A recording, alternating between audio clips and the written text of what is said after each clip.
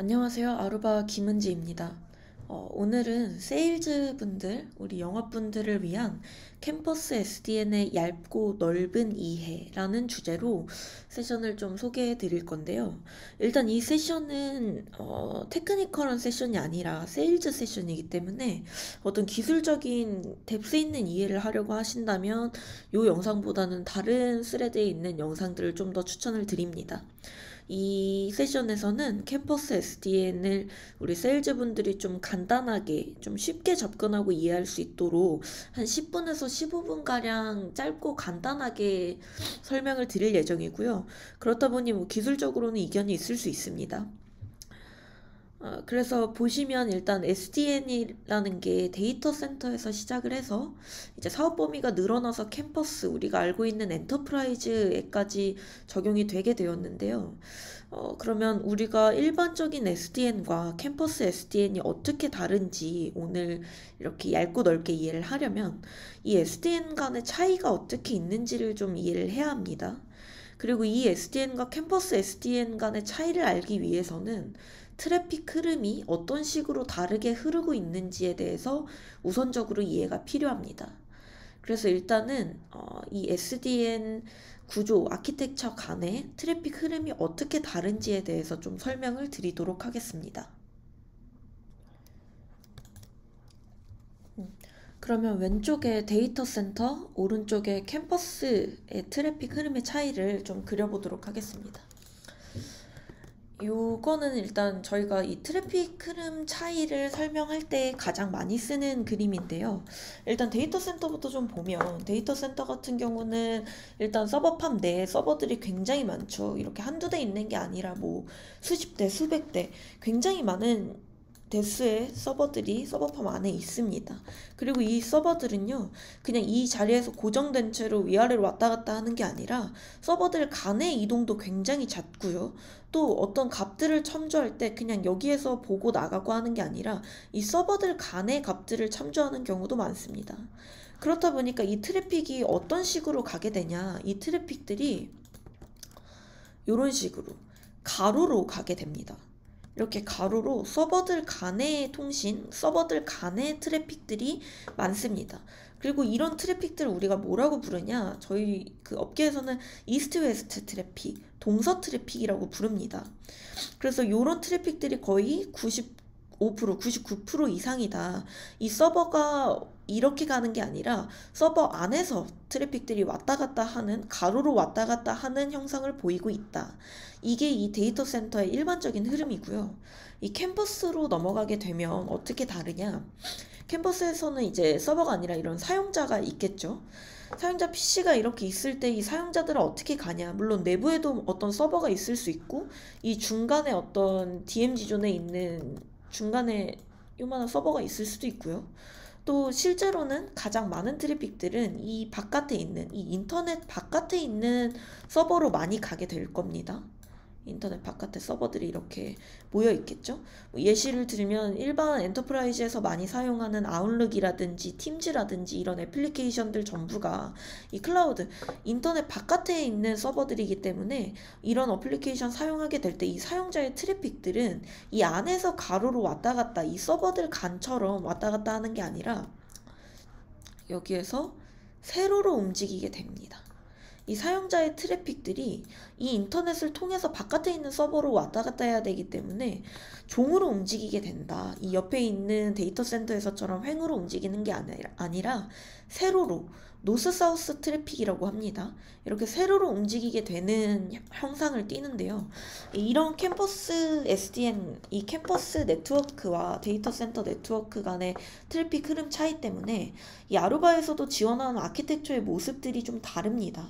물론 데이터 센터에서 이제 가로로 트래픽들이 많을 때 이 우리가 알고 있는 VXLAN EVPN 패브릭을 사용해서 L2 확장을 통해서 이 L2 단 아래에 있는 트래픽들이 좀 더 원활하게, 확장도 좀 더 쉽고 원활하게 통신할 수 있게끔 확장을 해주는 패브릭 트래픽도 지원을 하지만 캠퍼스 네트워크에서처럼 이렇게 세로로 오가는 트래픽이 많은 경우에는 중간에 어떤 중앙화할 수 있는 중앙화된 장치를 둬서 여기에서 이 트래픽들을 한꺼번에 모으고 위로 올려주고 어떤 제어를 해줄 수 있는 그런 별도의 제어부가 또 필요하거든요.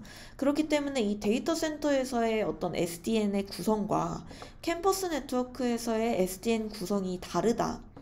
그래서 오늘은 캠퍼스 SDN에 대해서 좀 집중적으로 설명을 드릴 거기 때문에 이렇게 트래픽 흐름의 차이를 좀 설명을 드리고 이 다음으로 넘어가서 캠퍼스 SDN의 구성에 대해서도 좀 설명을 드리도록 하겠습니다. 캠퍼스 SDN을 구성할 때는 앞서 트래픽 흐름에서 말씀드렸던 것처럼 이렇게 위아래로 오가는 이 캠퍼스 네트워크에 맞게 중앙화된 구조로 구성을 해봐야겠죠. 그럼 그 구성을 설명드리기에 앞서서 아루바 캠퍼스 SDN을 구성할 때 가장 필요한 세 가지의 요소가 있습니다. 이 세 가지 요소를 먼저 좀 설명을 드리면요. 첫 번째로는 인증부입니다. 이 캠퍼스 SDN을 구성할 때 인증부가 필수적입니다. 아루바 클리어패스를 통한 인증이 꼭 필요하고요. 두 번째로는 제어부입니다.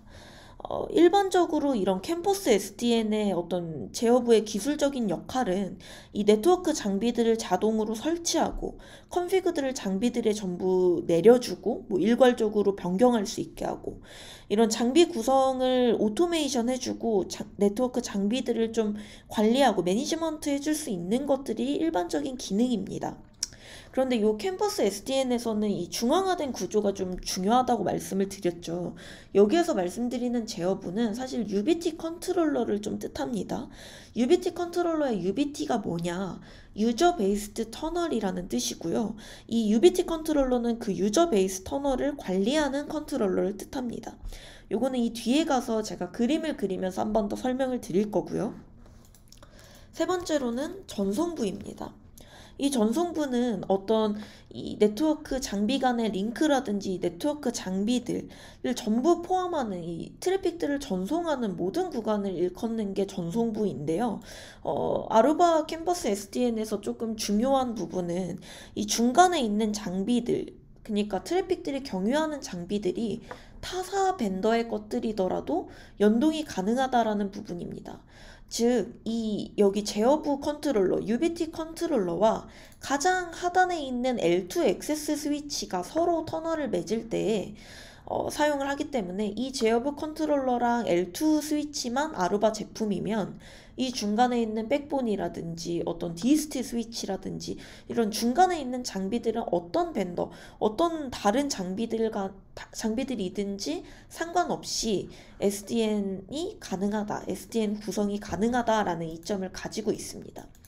그래서 이 뒤에는 좀 그림을 그리면서 레거시 네트워크와 이 캠퍼스 SDN을 구성하게 되면 어떻게 다른지에 대해서 좀 설명을 드릴 건데요. 우선 일반 레거시 네트워크 구성을 좀 그리면서 설명을 드리면 일단 백본이 있겠죠. 그리고 나서 건물 A, 10대역을 사용하는 건물 A가 있다고 가정을 하고 또 20대역을 쓰는 건물 B도 있다고 가정을 해보겠습니다.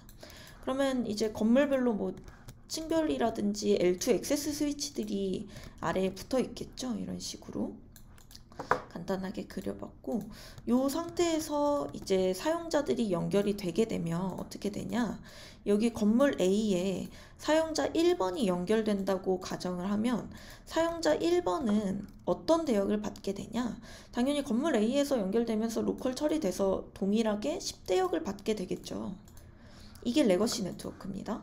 동일하게 사용자 2번이 건물 B에 연결이 되게 되도 건물 B에서 동일하게 20대역을 사용하고 있기 때문에 사용자 2가 건물 B에 붙게 되면 동일하게 20대역을 받게 될 겁니다.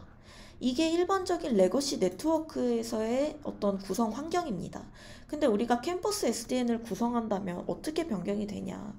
우리가 캠퍼스 SDN을 구성하려는 궁극적인 목표가 IP 모빌리티, 어떤 사용자의 모빌리티를 지원하기 위함입니다. 이렇게 됐을 때 우리가 어떤 식으로 구성을 하냐? 아까 캠퍼스 SDN의 제어부, 이 UBT 컨트롤러가 있어야 된다고 말씀을 드렸습니다. 이 유저 베이스 터널을 관리하는 UBT 컨트롤러를 여기 둡니다. 물론 이 옆쪽에 이런 인증을 위한 인증 서버, 우리 클리어패스도 필요하겠죠. 인증 서버 당연히 있어야 하고, 이 UBT 컨트롤러를 두고 이 UBT 컨트롤러에서 어떤 모빌리티를 지원할 사용자들에 대한 정책들이라든지 어떤 내용들을 이 컨트롤러에서 정의를 해두게 됩니다.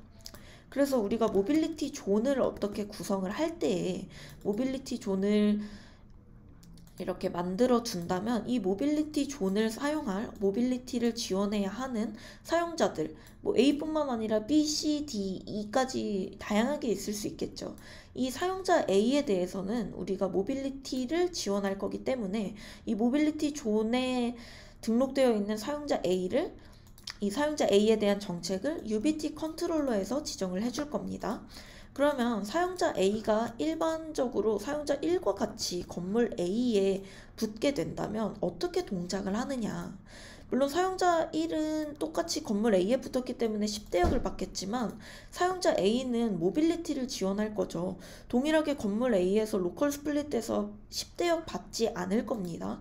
이 사용자 A가 건물 A에 붙게 되면요, 어떻게 되냐. 이 사용자 A가 연결된 6200은 이 UBT 컨트롤러와 유저 베이스 터널을 맺게 됩니다. 그럼 이 터널을 맺게 됐을 때 사용자 A에서 올라오는 모든 트래픽들을 유저 베이스 터널 컨트롤러로 보내주게 됩니다.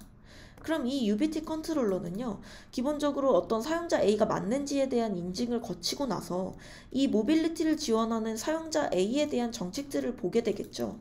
이 사용자 A는 우리가 30점, 30점, 30.1을 준다고 가정을 했을 때 이 트래픽들이 올라오고 나서 이 UBT 컨트롤러에서 사용자 A를 위한 30점, 30점, 30.1을 내려주게 됩니다.